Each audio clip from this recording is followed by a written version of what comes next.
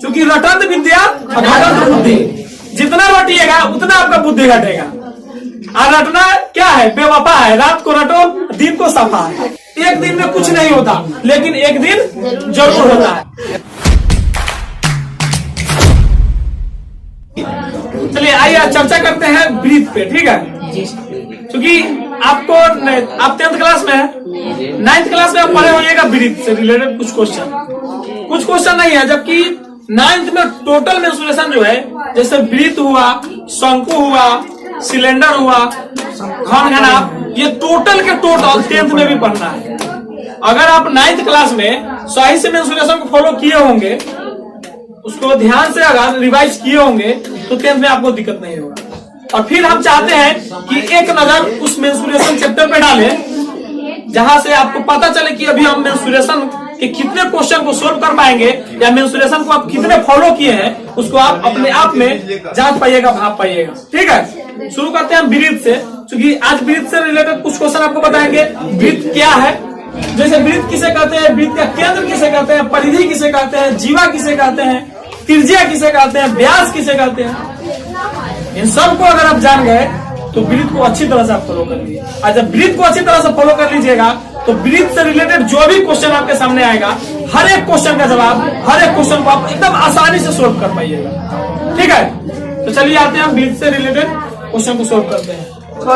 आइए देखते हैं ब्रीथ किसे कहते हैं। कोई अगर आपसे परिभाषा पूछता है, या आपको इसे परिभाषित करने के लिए कहता है, तो आप कैसे परिभाषित कीजिएगा कि ब्रीथ कैसे कहते हैं किसे? ठीक है, आइए देखते हैं। किसी निश्चित बिंदु के, हमने आपके सामने एक ब्रीथ बनाया, और इस ब्रीथ के अंदर ठीक सेंटर में क्या एक पॉइंट दिया, जिसका नाम है केंद्र। क्या है?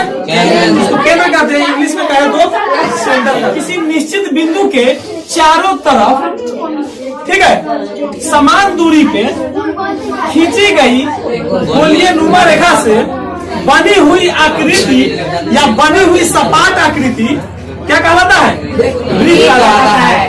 समझ में आ रहा है? तो हम लिख देते हैं परिभाषा।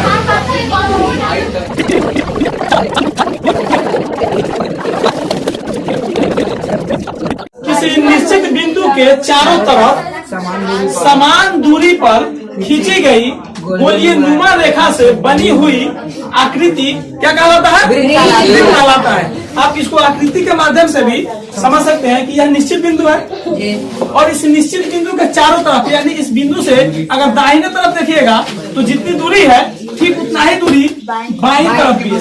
समझ रहे हैं ना? और ठीक उतना ही दूरी अगर ऊपर देखते हैं तो ऊपर भी है, और उतना ही दूरी नीचे भी है। या इस बिंदु के चारों तरफ जिधर भी आप देखेंगे समान दूरी है। क्या है? समान दूरी है, बराबर दूरी है। तो परिभाषा में क्या है? किसी निश्चित बिंदु के चारों तरफ समान दूरी पर खींची गई गोलीय नुमा रेखा से बनी हुई आकृति क्या कहलाता है? ब्रीथ कहलाता है। तो देखते हैं ब्रीथ की परिधि। ठीक है, ब्रीथ की परिधि किसे कहते हैं? किसे कहते हैं? यानी किसी निश्चित बिंदु के चारों तरफ खींची गई गोलीय नुमा रेखा क्या कहलाता है? परिधि कहलाता है। आपने ब्रीथ किसे कहते हैं उसमें क्या देखा? किसी निश्चित बिंदु के चारों तरफ समान दूरी पे खींची गई गोलीय नुमा रेखा से बनी हुई आकृति ब्रीथ कहलाता है। और ब्रीथ की परिधि किसे कहते हैं उसको देखिए, यानी किसी निश्चित बिंदु के चारों तरफ, किसी निश्चित बिंदु के चारों तरफ समान दूरी पे खींची गई जो रेखा होती है, वही रेखा ब्रीथ की परिधि कहलाती है। ठीक है, परिभाषा लिख देते हैं। ठीक है, यानी किसी निश्चित बिंदु के चारों तरफ, आपने देखा ये निश्चित बिंदु है जिसे हम ब्रीथ का केंद्र कहते हैं, और इस बिंदु के चारों तरफ समान दूरी पे जो रेखा खींची गई है, या जो गोलीय नुमा रेखा आप देख रहे हैं, यह रेखा खींची गई है, इसी रेखा को, इसी कोण को क्या कहते हैं? ब्रीथ की परिधि कहते हैं। क्लियर? कोई दिक्कत? जानते हैं ब्रीथ की त्रिज्या। क्या? ब्रीथ की त्रिज्या। तीसरा नंबर है ब्रीथ की त्रिज्या किसे कहते हैं? ब्रीथ की त्रिज्या। त्रिज्या किसे कहते हैं? किसे? ठीक है, ये वृत्त का क्या है? केंद्र। देख रहे हैं ना, ये क्या है? वृत्त का केंद्र है। और ये जो गोलीय नुमा रेखा है क्या है? परिधि। वृत्त की परिधि है। देखिए वृत्त के केंद्र, ठीक है, एकदम शॉर्टकट में समझिए, ज्यादा लोग जाने की जरूरत नहीं है, एकदम शॉर्टकट में। वृत्त के केंद्र और वृत्त के परिधि। अच्छा, वृत्त का जो परिधि है, परिधि की जो गोलीय नुमा रेखा है, यह गोलीय नुमा रेखा बिंदु बिंदु के मिलने से बना है। क्योंकि किसी भी रेखाखंड का निर्माण, आप इस बात को समझिए, किसी भी रेखाखंड का निर्माण बिंदुओं के मेल से होता है। क्या होता है? बिंदुओं के मेल से होता है। अब अगर आप कहिएगा कि नहीं ये तो एक सीधी रेखा है, इसमें बिंदु कहाँ है? नजर नहीं आ रहा है। अगर आप ये कहते हैं तो देखिए कहाँ नजर आता है, बताते हैं। अगर आप इस तरह से बिंदु बार बार देते हैं, बार बार बिंदु ऐसे देते हैं, ठीक है, तो कुछ देर के बाद आपको पता चलेगा कि यह एक क्या रेखाखंड में बदल गया। क्या हुआ? एक रेखाखंड में बदल गया। अब देख रहे हैं कहीं बीच में गैप है? नहीं है। यह क्या हो गया? एक रेखाखंड बन गया। ठीक है, तो इसी प्रकार से बिंदुओं के मेल से, यानी अनगिनत बिंदुओं के मेल से किसी न किसी एक रेखाखंड का निर्माण होता है, चाहे वह रेखाखंड वक्रीय हो या है सरल। लेकिन आज जो हम लोग रेखाखंड के बारे में पढ़ रहे हैं, जिस रेखा के बारे में पढ़ रहे हैं, वह रेखाखंड वक्रीय रेखा है, यानी गोलीय रेखा है। क्यों? चूंकि आज हम लोग क्या पढ़ रहे हैं? वृत्त पढ़ रहे हैं, और वृत्त में गोलीय रेखा का इस्तेमाल होता है, गोलीय रेखा होता है। क्योंकि जब तक रेखा गोल नहीं होगी तब तक वह वृत्त बनेगा, किसी भी परिस्थिति में वृत्त नहीं बनेगा। चलिए, तो ये क्या है? गोलीय नुमा रेखा है। क्या है? बिंदुओं के मिलने से बना है। अनगिनत बिंदुओं के मिलने से इस वृत्त के परिधि का निर्माण हुआ। ठीक है, आगे आइए। यह क्या है? वृत्त का केंद्र है। तो वृत्त के केंद्र और परिधि के क्या है? यह इसको परिधि कहते हैं, कुछ देर पहले आपको बताया है। तो वृत्त के केंद्र और परिधि के किसी भी बिंदु को, मान लीजिए यह बिंदु है, ठीक है, तो वृत्त के केंद्र और परिधि के किसी भी बिंदु को मिलाने वाली वह सीधी रेखा क्या कहलाता है? वृत्त की त्रिज्या कहलाता है। तो वृत्त के केंद्र और वृत्त के परिधि से, वृत्त के परिधि के किसी बिंदु को हमने मिला दिया, लेकिन जिस रेखा से हमने मिलाया वह रेखा क्या? टेढ़ी है। टेढ़ी है। ये यहाँ पे ओ दे दीजिए, यहाँ पे ए दे दीजिए, तो ओ से लेके ए तक जो रेखा हमने खींचा वह टेढ़ी है? सीधी है। क्या है? सीधी है। इसलिए आप आकृति को देख करके खुद से परिभाषा भी बना सकते हैं। परिभाषा याद करने की जरूरत नहीं है। हम जो परिभाषा आपको बोर्ड पे लिख रहे हैं, कहाँ से लिख रहे हैं? आकृति को देखकर हम भी लिख रहे हैं। हम रटे हुए नहीं है, आप भी रटिए नहीं, क्योंकि रटंत विद्या घटंत बुद्धि। जितना रटिएगा उतना आपका बुद्धि घटेगा। और रटना क्या है? बेवफा है। रात को रटो, दिन को सफा है ना। इसलिए रटिए नहीं, कॉन्सेप्ट को जानिए, लॉजिक क्या है उसको समझिए। जब आप कॉन्सेप्ट को समझ लीजिएगा, कॉन्सेप्ट को फॉलो कर लीजिएगा, तो आपको दिक्कत नहीं होगी। बाद में आप भूल भी जाइएगा तो फिर आप कॉन्सेप्ट एक बार ध्यान कीजिएगा, याद आ जाएगा, और 1 बाय 1 करके जब उसको आप फिर निकालिएगा, उसमें थोड़ा सा मेहनत कीजिएगा, तो फिर से आपके दिमाग में वो कॉन्सेप्ट भर जाएगा। अब सोचिए कि हम 2008 में मैट्रिक का एग्जाम दिए थे, बहुत पहले। मैं है पकड़ मेरा, क्यों? क्योंकि उसी कॉन्सेप्ट को समझे, इसको बार बार हमने रिवाइज किया, एक क्वेश्चन को न जाने कितनी बार बनाया। जो क्वेश्चन हमको बनाने आता था, उस क्वेश्चन को भी ऐसे बिना वजह बैठ जाते थे, कॉपी कलम मिलता रहा तो ऐसे भाग देते थे। इसीलिए आप लोगों के ऊपर हम दबाव डालते हैं कि जो क्वेश्चन आपने पढ़ लिया है, उस क्वेश्चन को आप जाकर प्रैक्टिस कीजिए, रिवाइज कीजिए, इसलिए कि वह क्वेश्चन आपके दिमाग में घर कर जाएगा। और दिमाग में जब घर कर जाएगा तो वह क्वेश्चन आपके दिमाग से निकलेगा नहीं। कहीं भी आप उस क्वेश्चन को बना लीजिएगा, और जब एक क्वेश्चन पे कमांड हो जाएगा, मैथ के किसी भी एक चैप्टर पे आपका कमांड हो जा रहा है, तो उस एक चैप्टर में ही कमांड आप नहीं समझिए, उस कमांड के अनुसार, उस कमांड से आपके मैथ के दूसरे चैप्टर पे भी कमांड हो जाएगा। उससे आपके मैथ के दूसरे चैप्टर पे भी कमांड हो जाएगा। मैथ के दूसरे कंसेप्ट को भी, दूसरे क्वेश्चन को भी आप आसानी से समझ लीजिएगा। लेकिन कहीं ना कहीं कभी ना कभी आपको एक चैप्टर पे कमांड करना पड़ेगा और उसके लिए आपको मेहनत करना पड़ेगा, तब जाकर के, समझे। तो आपसे बस हमारी यही रिक्वेस्ट रहेगी कि घर जाइए तो जो क्वेश्चन आपको पढ़ाया जा चुका है उस क्वेश्चन को आप बार बार बनाने की कोशिश कीजिए, चाहे वो फिजिक्स का क्वेश्चन हो या केमिस्ट्री का क्वेश्चन हो या मैथमेटिक्स का क्वेश्चन हो। देखिए बिना मेहनत के कुछ नहीं मिलेगा। अगर आप ये सोचिएगा कि एक दिन में कुछ हो जाएगा, असंभव है। एक दिन में कुछ नहीं होता, लेकिन एक दिन जरूर होता है, इस बात को याद रखिए। करत करत अभ्यास के जरमती हो तो सुजान, रसरी आवत जात ते सिल पर परत निशान। आप अभ्यास कीजिएगा, बार बार प्रयास कीजिएगा तो पत्थर भी मोम बन जाएगा, यानी जो मुश्किल रास्ते हैं वो भी आसान हो जाएंगे, समझे। तो आपको क्या करना पड़ेगा, प्रयास करना पड़ेगा, मेहनत करना पड़ेगा। हम क्या बता रहे थे, वृत्त की त्रिज्या किसे कहते हैं, ठीक है। तो यह क्या है, वृत्त का केंद्र है, और वृत्त के केंद्र और वृत्त के परिधि, यानी वृत्त के परिधि के किसी एक बिंदु को मिलाने वाली, चाहे किसी भी बिंदु को मिलाने वाली सीधी रेखा या वह सीधी रेखा क्या होता है, वृत्त की त्रिज्या होती है। और इस प्रकार ओ से लेके ए, हमने केंद्र को ओ नाम दे दिया, और परिधि के जिस बिंदु पे सीधी रेखा मिली है जिसको हम त्रिज्या कह रहे हैं उसको हमने ए नाम दे दिया, ठीक है। तो इस प्रकार ओ से लेके ए तक को दूरी को, यानी ओ ए को हम क्या बोलेंगे, वृत्त की त्रिज्या बोलेंगे। क्या बोलेगा, वृत्त की त्रिज्या। कोई दिक्कत चालू है, क्या बोलेंगे, वृत्त की त्रिज्या। कोई दिक्कत वृत्त की त्रिज्या में, समझ में आया। आज के डेट में लखवावा नहीं गवा सकते, देखिएगा टी शर्ट पहने हुआ है, अपना टाइम आएगा हम नहीं सुधरेंगे, हम नहीं सुधरेंगे। अक्सर ऐसा होता है, एक पल जो हंसता है जिंदगी पे गाड़ी कभी गाड़िए पे ना। आइए साथ साथ वृत्त का व्यास देख लेते हैं। वृत्त का व्यास किसे कहते हैं, वृत्त का व्यास किसे कहते हैं, ठीक है। वृत्त का व्यास किसे कहते हैं। अच्छा, वृत्त का व्यास बताने से पहले हम सोच रहे हैं कि इससे रिलेटेड जो क्वेश्चन आता है ऑब्जेक्टिव टाइप, उस क्वेश्चन को आपको बता दें, ठीक है। क्योंकि आपका क्वेश्चन मालूम है कैसे बन के आता है, क्वेश्चन कैसे बन के आता है। क्वेश्चन पूछेगा कि किसी वृत्त में कितनी त्रिज्याएं खींची जा सकती है, अनेक या अनगिनत या असंख्य।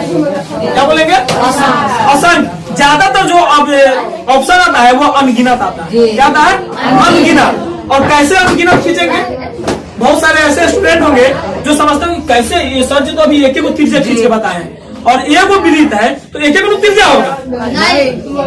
वो बहुत सारे स्टूडेंट ऐसा समझता होगा कि एक वृत्त है तो एक ही त्रिज्या होगा, और सर जी कैसे अनगिनत कर देंगे, या आंसर अनगिनत कैसे हो जाएगा। तो आइए देखते हैं।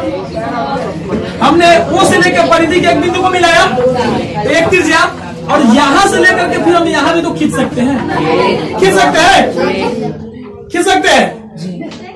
दूसरा यहाँ से यहाँ भी तो खींच सकते हैं, कोई दिक्कत नहीं। यानी जो खाली जगह है उसमें कितनों भी हम खींच सकते हैं, कोई दिक्कत होगा।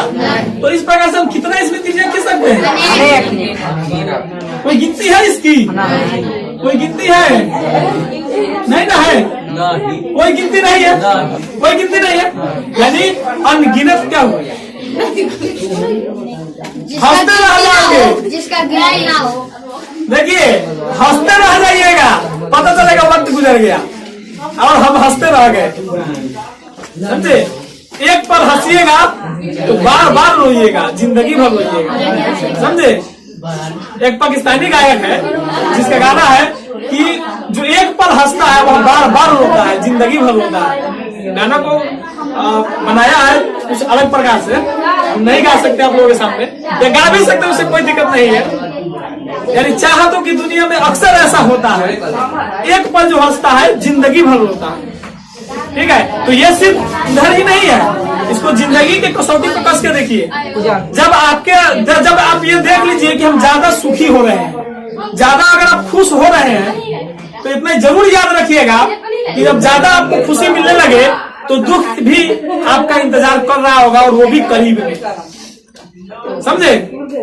जब ज्यादा खुशियां मिलने लगे सोच लीजिए कि दुख काफी करीब है मेरे, वो कब हमारे पास आ धमके इसका कोई गारंटी नहीं है। और जब ज्यादा दुख झेलना पड़े, जब आप ज्यादा दुखी हो जाइए तो इतना जरूर सोचिएगा और सोच के हिम्मत नहीं हारिएगा कि जब हम ज्यादा दुख के दौर से गुजर रहे हैं तो सुख भी करीब ही होगा, जो किसी भी पल मेरे पास आ जाएगा और हम खुश हो जाएंगे। यानी कहने का मतलब यह है कि जब ज्यादा सुखी होता है इंसान तो वही इंसान ज्यादा दुख भी काटता है, और जो इंसान ज्यादा दुख काटता है वह इंसान सुखी भी ज्यादा होता है, वही इंसान ज्यादा खुशी का पल भी काटता है। समझे? तो चलिए इसमें वृत्त की त्रिज्या की बात कर रहे थे, तो कितनी त्रिज्या खींच सकता है? कभी नाव पे गाड़ी, कभी गाड़िए पे नाव। ऐसा सुने हैं? ये हकीकत है। आप पूछिए कैसे? जब नाव को बनाया जाता है तो किसी लोहार के दरवाजे पे या किसी मिस्त्री के दरवाजे पे बनता है ना, और उसको नदी में छोड़ने के लिए नाव को गाड़ी में लादा जाता है, और फिर नदी के किनारे लेकर के ढाल दिया जाता है, फिर नदी में नाव को छोड़ दिया जाता है। तो उस स्थिति में क्या हुआ? नाव गाड़ी पे आया, और जब गाड़ी जहाँ पे पुल की व्यवस्था नहीं होती है, जिस नदी में, जिस रास्ते किसी रास्ते में नदी पड़ रहा है और वहाँ पे पुल नहीं बनी हुई है, वहाँ पे नाव चल रही है, अगर गाड़ी को पार करना है तो गाड़ी नाव पे आती है, तब ना गाड़ी पार करती है। इसीलिए कहने वाला ने कहा कभी नाव पे गाड़ी, कभी गाड़ी पे नाव। यानी कहने का मतलब सिर्फ वही नहीं है, कहने का मतलब यह है कि समय सबका बदलता है, समय सबका आता है। आज के डेट में लखुआवा नहीं कह सकते, देखिएगा टी शर्ट पहने हुआ है, अपना टाइम आएगा, हम नहीं सुधरेंगे, हम नहीं सुधरेंगे। अरे भाई ये क्या है? तुम बिगड़े कब थे कि सुधरने की बात कर रहे हो? हम नहीं सुधरेंगे देख करके दिमाग खराब हो जाता है, समझे? चलिए ठीक है, क्या है वृत्त का व्यास किसे कहते हैं? इसके पहले हमने आपको बताया वृत्त की त्रिज्या किसे कहते हैं। तो इस प्रकार हम कितना त्रिज्या खींच सकते हैं? इसमें बहुत। तो अगर क्वेश्चन आता है कि एक वृत्त में कितनी त्रिज्याएं खींची जा सकती है तो क्या लिखिएगा?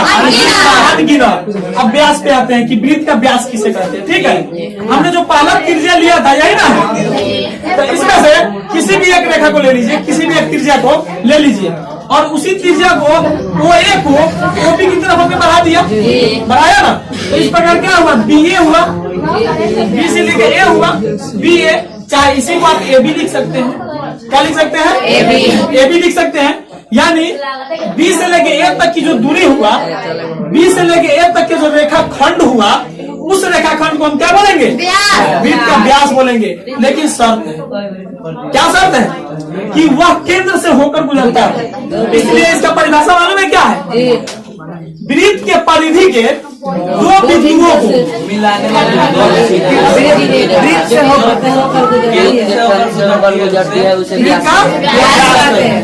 याद है?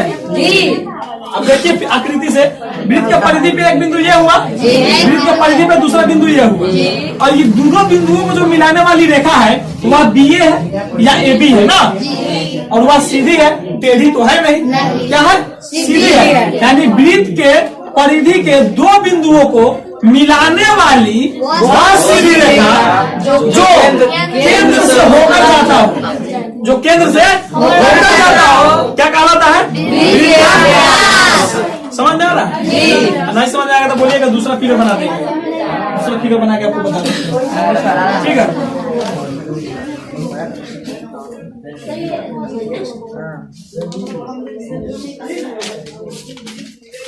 मान लीजिए वृत्त है, क्योंकि हाथ से बनाने में थोड़ा टेढ़ी मेढ़ी हो जाती है। आप लोग तो हाथ से खाना बनाने में कभी नमक का ज्यादा कभी कम डालते। ठीक है, ये क्या है? वृत्त का केंद्र है। और हमने क्या किया था? यही ना त्रिज्या खींचा था। ठीक है, और इसी त्रिज्या को फिर दूसरी तरफ अगर हम बढ़ा दिए, यहाँ पे क्या था? O था, यहाँ पे A है और यहाँ पे B है ना। अब वृत्त के परिधि पे एक बिंदु हुआ और वृत्त के परिधि पे एक दूसरा बिंदु हुआ। ठीक है, परिधि पे एक बिंदु हुआ, दूसरा बिंदु हुआ। तो परिभाषा क्या है कि वृत्त के परिधि के किन्हीं दो बिंदुओं को, एक बिंदु ये हुआ, एक बिंदु ये हुआ, किन्हीं दो बिंदुओं को मिलाने वाली रेखा मिला रही है ना, मिलाने वाली वह सीधी रेखा जो केंद्र से होकर जाती है। तो यहाँ पे केंद्र था हमारा, तो केंद्र से होकर जा रही है है। जो केंद्र से होकर जाती हो वह क्या कहलाता है? व्यास कहलाता है। कोई दिक्कत नहीं। अच्छा, आप एग्जाम में जो क्वेश्चन आता है आप क्वेश्चन पे ध्यान देंगे। जैसे हम एबी को क्या कहेंगे? वृत्त का व्यास कहेंगे। क्या एबी को वृत्त का व्यास कहेंगे। आपने यहाँ से यहाँ तक क्या बोला था? यानी वृत्त के केंद्र और वृत्त के किसी एक बिंदु को मिलाने वाली रेखा क्या बोला था?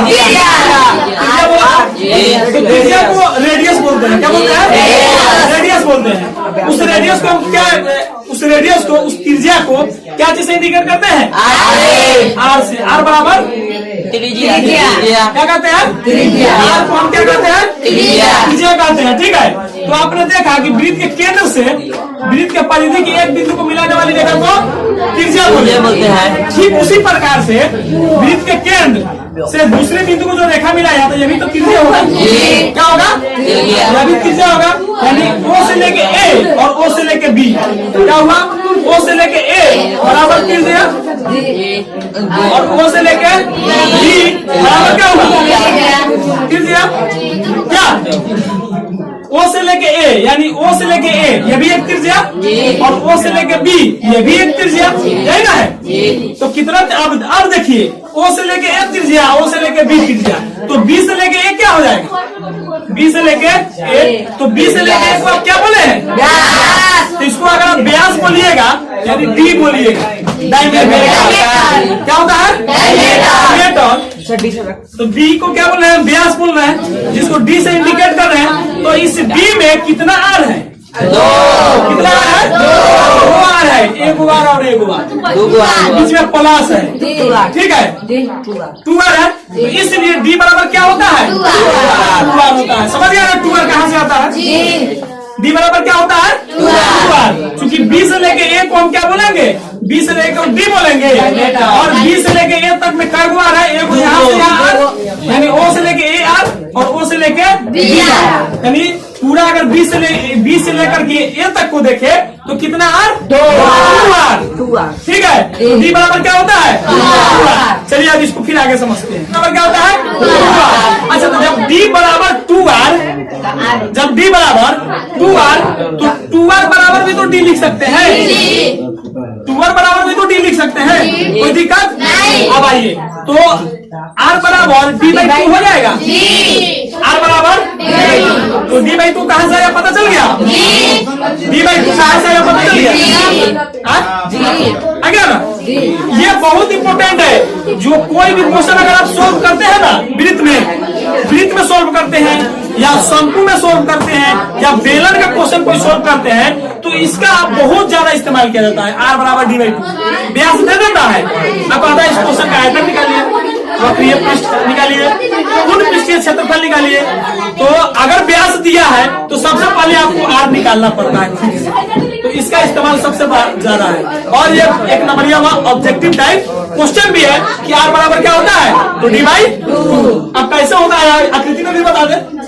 देखिए, बी से लेके ए तक तो आपने डी माना है, तो हमको ओ से ए निकालना है। ओ से ए पूरे बी ए का आधा है ना? ओ से ए चाहे ओ से बी पूरे ए बी का आधे ना है? आधा है। तो आधा करने के लिए हम 2 से भाग देते हैं। चाहे जितनी भी बड़ी संख्या हो, चाहे जितनी भी छोटी संख्या हो, उसका आधा करना है तो हम 2 से भाग देते हैं। जैसे 100 का आधा कितना होगा? 50। तो 100 में हम 2 से भाग देंगे तो 50 हो जाएगा।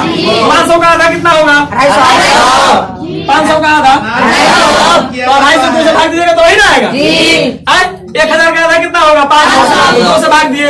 उसी प्रकार से पूरे ही ए बी का आधा करना है, क्योंकि ओ से लेके ए तक आधा है और ओ से लेके बी तक आधा है। लोक भाषा में समझिए, आधा। ठीक है, हाफ नहीं बोल रहे हैं, आधा बोल रहे हैं। ठीक है, तो आधा को निकालना है तो बटा 2 करेंगे। क्या किया हमने? आर बराबर डी बाई 2। क्लियर? कोई दिक्कत नहीं। चलिए नेक्स्ट देखते हैं। ठीक है, ये क्या है? वृत्त। ठीक है, और यह वृत्त का केंद्र है। यहाँ तो कंप्लीट है, वृत्त की त्रिज्या कंप्लीट है, वृत्त की व्यास कंप्लीट है। ठीक है, आगे देखते हैं वृत्त की जीवा। क्या है? जीवा। वृत्त की जीवा, वृत्त का जीवा किसे कहते हैं? ठीक है, किसे क्या है, किसे कहते हैं? ठीक है, वृत्त का जीवा किसे कहते हैं? इसका परिभाषा है, देखिए, परिधि के दो बिंदुओं को, जिस तरह से आपने व्यास पढ़ा है सेम सेम वही है। परिधि के दो बिंदुओं को मिलाने वाली सीधी रेखा वृत्त का जीवा कहलाते हैं। वृत्त के व्यास में क्या था? परिधि के दो बिंदुओं को मिलाने वाली वह सीधी रेखा जो केंद्र से होकर जाती है। क्या हो? केंद्र से होकर जाती है, वृत्त का व्यास कहलाता है। लेकिन जीवा में क्या है? वृत्त की परिधि के दो बिंदुओं को मिलाने वाली वह सीधी रेखा, चाहे मिलाने वाली रेखा वृत्त की जीवा कहलाती है। इसमें केंद्र से होकर जाने की शर्त नहीं है। केंद्र से होकर जाने की शर्त नहीं है। देखिए, लिख देते हैं, बाद में पहले समझ लीजिए। ठीक है, वृत्त के परिधि के दो बिंदुओं को, ठीक है, मिलाने वाली सीधी रेखा वृत्त का क्या कहलाता है? जीवा कहलाता है। आइए आकृति से समझते हैं। वृत्त के परिधि पे हमने दो बिंदु ले लिया, हमारी मर्जी कहीं भी ले सकते हैं, प्रतिबंध तो नहीं है कि यहीं पे लेना है, नहीं ना है, नहीं। हमारी मर्जी, जहां मर्जी वहीं बिंदु लेंगे, कोई बोलेगा नहीं, समझे?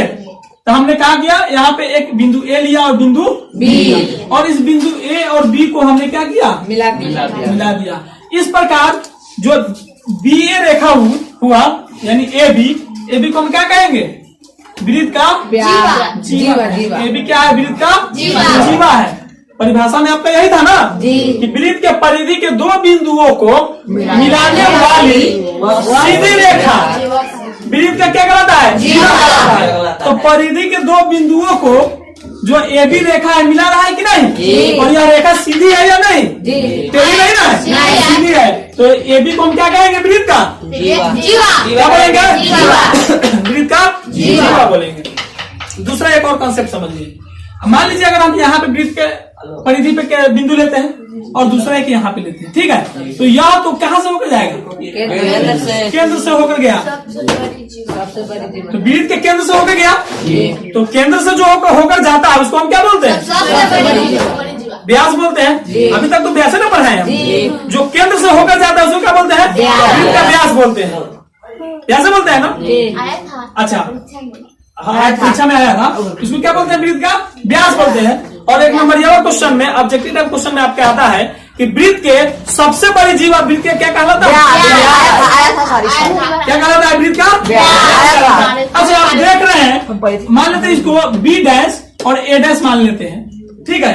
ए डैश और बी डैश जब हम मान लिए तो कैसे हम मानेंगे कि बी डैश ए डैश वृत्त की सबसे बड़ी जीवा है? कैसे मानेंगे? हालांकि होता है कि वृत्त की सबसे बड़ी जीवा वृत्त का व्यास होता है, बात सही है, लेकिन हम कैसे मानेंगे? आकृति से थोड़ा समझिए उसको। देखिए, यह सबसे बड़ी जीवा है जो वृत्त का व्यास है। आप देखिए दूसरा एक जीवा इसके बगल में खींचिए, छोटा खींच रहे हैं, थोड़ा थोड़ा आप देखिए कि छोटा छोटा है, चले जाएगा, थोड़ा थोड़ा क्या होगा? छोटा होते आ रहा है जी। इस प्रकार से अगर आप जितना भी जीवा खींचिएगा, इसमें कितने जीवा खींच सकते हैं? अनगिनत। अगर इससे क्वेश्चन आएगा कि एक वृत्त में कितनी जीवाएं खींची जा सकती है? अनगिनत खींच सकते हैं ना।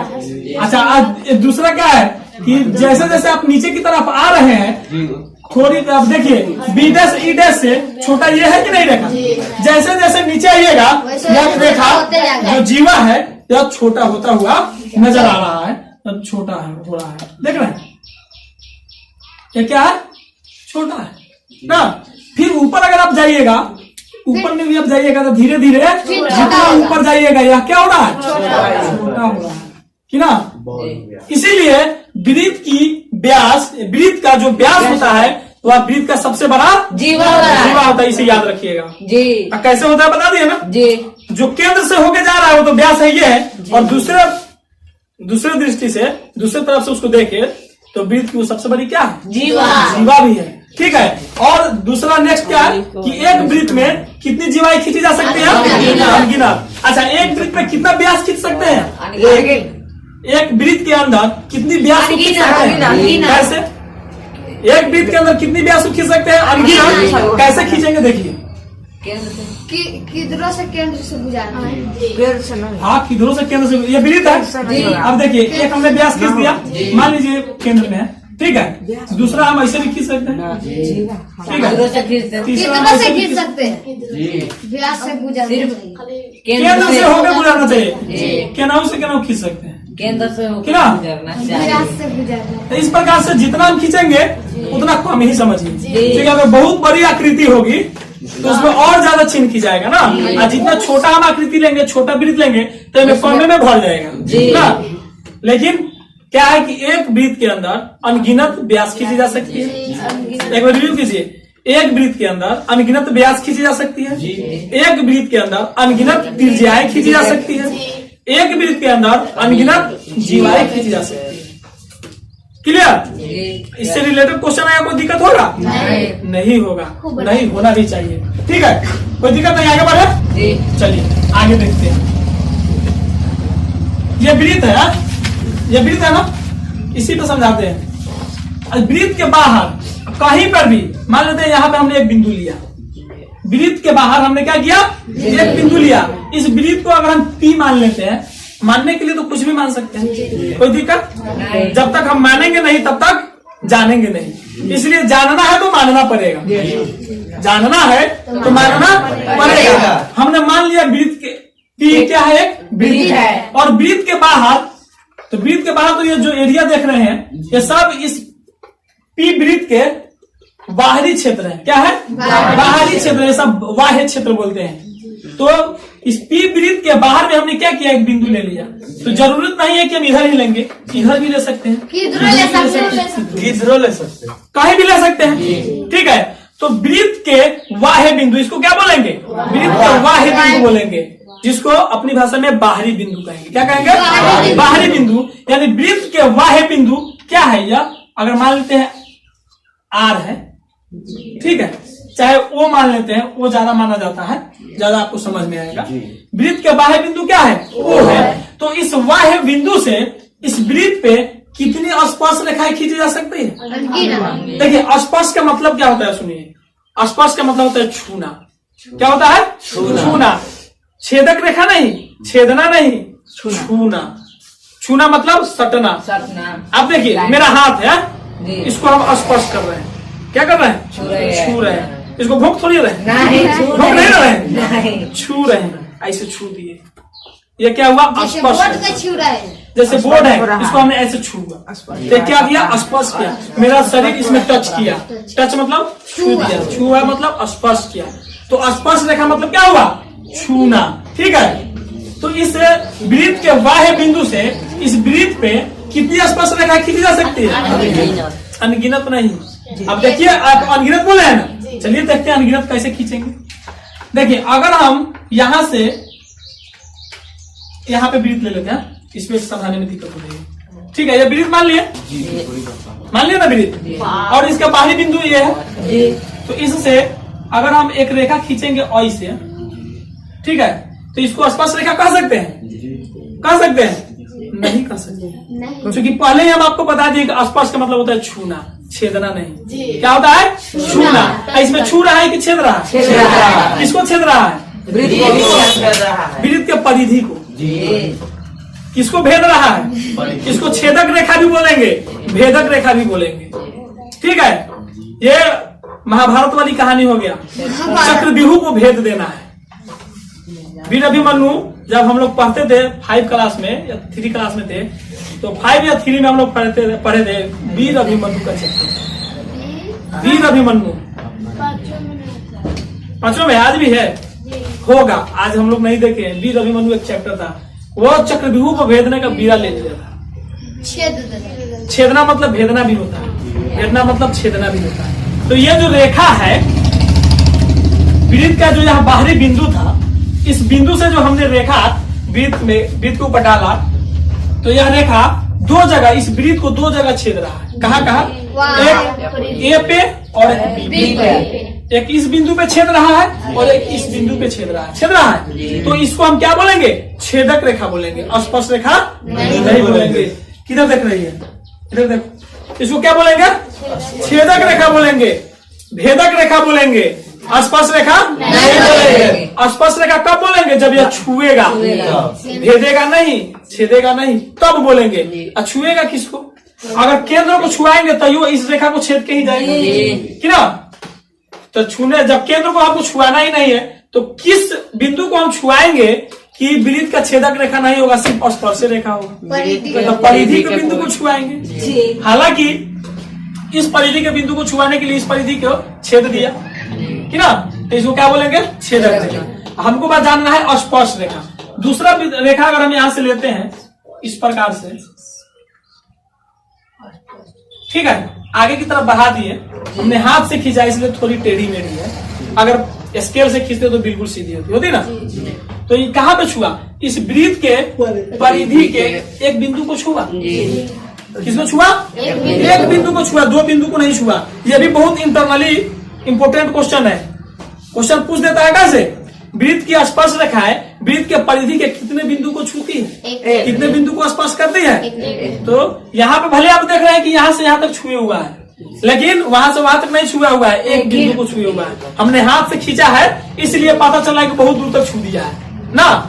लेकिन स्पर्श का मतलब हम पहले ही आपको बताया है छूना कि ना। जाके उसमें चपट जाना भी नहीं होता, जाके उसमें चपक जाना भी नहीं होता, छूना, छू करके गुजर जाना, ठीक है, या छू करके हट जाना, तब स्पर्श रेखा हुआ। तो कितने बिंदु को छू रही है यहाँ पे? एक बिंदु को छू रही है। अच्छा, इसी बिंदु से अगर हम वृत्त दूसरी तरफ डालेंगे, ठीक है, तो यहाँ पर मान लीजिए P है और यहाँ पे Q मान लीजिए, यहाँ पर भी एक बिंदु को छुआ। कितने बिंदु को छुआ? एक बिंदु को छुआ, और यहाँ पर भी एक बिंदु को छुआ। तो इस बाहरी बिंदु से इस वृत्त पे हमने कितनी स्पर्श रेखा डाला? कितनी स्पर्श रेखा डाला? दो। तीसरा डाल सकते हैं? तो दिमाग लगे, डाल सकते हैं, डाल सकते हैं। कैसे डालेंगे बताइए? वहां से लेकर वहां तक सका। कहा? यहाँ से लेकर यहाँ तक? देखिए, आपका कहना सही है बिल्कुल। हमने यहाँ से यहाँ तक डाल दिया, ठीक है, ठीक है। तो छू करके गुजर जाना है। हाँ, अगर इसको आप गुजारिएगा तो यह इसी पहले वाली रेखा के जैसा छेदक रेखा होगा, ठीक है। तो ये वृत्त के बाहरी बिंदु से वृत्त पे कितनी स्पर्श रेखा खींची जा सकती है? दो से ज्यादा दो रेखा खींची जा सकती है। एकदम बढ़िया क्वेश्चन है, बहुत हेवी क्वेश्चन है। इस पर थ्योरम भी है, प्रमेय भी है, सिद्ध करना है, जो आगे आपको पढ़ाया जाएगा। समझे? क्लियर? कोई दिक्कत नहीं है ना? आगे देखें। क्षेत्रफल नहीं बताए वृत्त के अंदर? हाँ, बताएंगे भाई। आकृति बताइए। नहीं सर जी, पहले दोनों बताएं। पहले आकृति में बता देते हैं। बनाओ दे।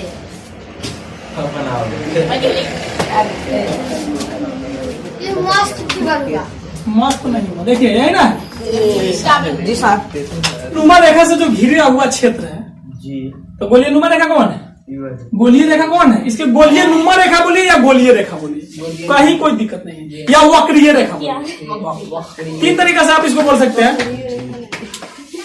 साइलेंट। तीन तरीका से आप इसको बोल सकते हैं। इसको गोलीय नुमा रेखा बोलिए, या वक्रीय रेखा बोलिए, या गोलीय रेखा बोलिए, ठीक है। तीनों शब्द का आप इस्तेमाल कर सकते हैं, कहीं से कोई दिक्कत नहीं है। तो इस गोलीय रेखा से जो घिरा हुआ आकृति है, घिरा हुआ जो क्षेत्र है, ठीक है, इसी क्षेत्र को नाम इसका क्षेत्रफल कहता है। परिभाषा हमको लिखना पड़ेगा, नहीं बोलेगा वृत्त का क्षेत्रफल क्या होता है। अगर क्वेश्चन नहीं दिया, उसका परिभाषा कोई पूछ रहा है जी, परिभाषा पूछ रहा है तो परिभाषित कर दीजिए ना जी, कि गोलीय नुमा रेखा से घिरी हुई जो क्षेत्र होता है, गोलीय नुमा रेखा से जो घिरा हुआ क्षेत्र होता है, वही वृत्त का क्षेत्रफल होता है। जैसे आप देख रहे हैं, ये सब क्या है? वृत्त का क्षेत्रफल है। इस वृत्त का क्या है? क्षेत्रफल है। और इस स्थिति में अगर हम मान ले कि इसका त्रिज्या यानी r बराबर 7 है, ठीक है, इसका r बराबर 7 अगर हम मान लेते हैं, तो इसका क्षेत्रफल अगर निकालना है तो क्षेत्रफल बराबर क्या होता है? वृत्त का क्षेत्रफल बराबर लिखेंगे, वृत्त का क्षेत्रफल बराबर क्या होता है? 22/7। नहीं, पाई आर स्क्वायर। क्या होता है? पाई आर स्क्वायर या फॉर्मूला होता है, ठीक है। अगर कल मौका मिला तो यह पाई आर स्क्वायर क्यों होता है ये आपको बताएंगे। कल परसों जिस बताएंगे। दिन भी हो परसों मैथ है। पाई, अच्छा एक और इसमें है कि पाई का मान कितना होता है? 22/7। 22/7 होता है। और यह आर स्क्वायर है। क्या है? आर स्क्वायर है। तो यह आर स्क्वायर क्यों होता है? आर स्क्वायर क्यों होता है?